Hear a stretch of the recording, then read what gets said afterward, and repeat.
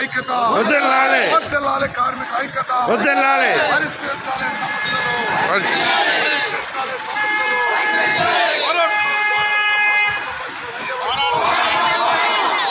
పోరాటం మా సమస్యల పరిష్కారం అయ్యే వరకు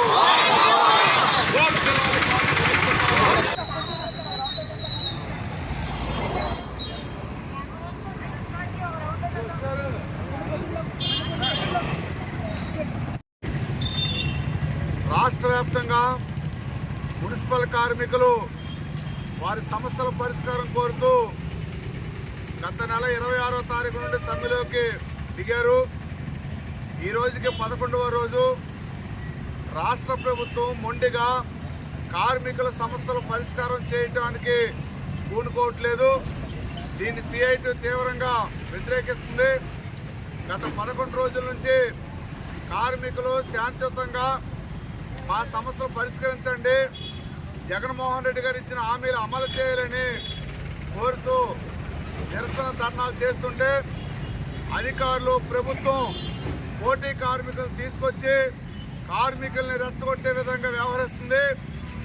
ఈ విధానాలు విడనాడాలని మున్సిపాలిటీ జేఏసీ డిమాండ్ చేస్తుంది. కార్మికులు ఏం కోరారు? జగన్మోహన్ రెడ్డి గారు అసెంబ్లీ సాక్షిగా ఏవైతే విషయాలు మాట్లాడారో కనీస వేతనాలు అమలు చేస్తామని, కాంట్రాక్ట్ అవుట్ సోర్సింగ్ కార్మికులు పర్మనెంట్ చేస్తామని చెప్పినటువంటి మాటల్ని అమలు చేయమని ఈరోజు కార్మికులు అడుగుతున్నారు. అలాగే సుప్రీంకోర్టు సమాన పనికి సమాన వేతనం ఇవ్వాలని రూలింగ్ ఇచ్చింది, దాన్ని అమలు చేయమని అడుగుతున్నారు. కానీ ఈరోజు మున్సిపాలిటీలో పారిశుద్ధ్య కార్మికులకి పనిముట్లు లేవు, బట్టలు ఇవ్వట్లేదు, సబ్బులు లేవు, కొబ్బరి నూనె లేదు. అడిగితే ఎవడు పట్టించుకునేవాడు కనిపించట్లేదు.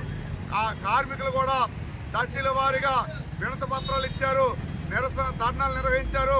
ప్రభుత్వానికి అన్ని విధాలుగా కోరినప్పటికీ ప్రభుత్వం మొండిగా పెడసేవను పెట్టింది. కాబట్టి కార్మికులకు వేరే మార్గం లేక గత్యంతరలాగే సమ్మెలో దిగారు. సమ్మె సమస్యలు పరిష్కరించవలసిన ప్రభుత్వం నిమ్మకు నీరెత్తినట్లు వ్యవహరిస్తుంది.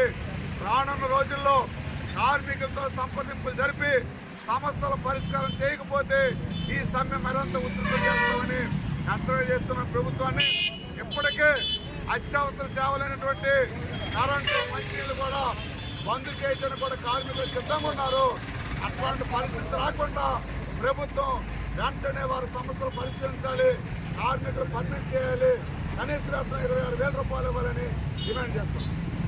కార్మికుల ఐక్యత, కార్మికుల ఐక్యత.